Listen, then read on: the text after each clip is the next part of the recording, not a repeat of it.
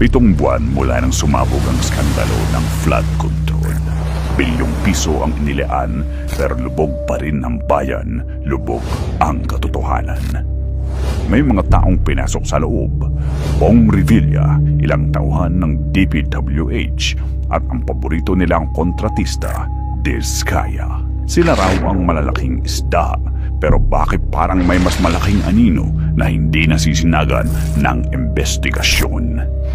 May mga kinlong pero may mga pangalang hindi mabanggit.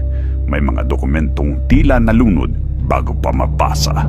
Ito na ba ang hustisya o isa itong palabas para patahimikin ang galit ng bayan? Bilang Pilipino, kakainin ba natin ang isdang pilit inihahain habang ang tunay na halimaw ay pilit nagtatago sa dilim? Huwag niyong pabuyin ang Pilipino at Pilipinas.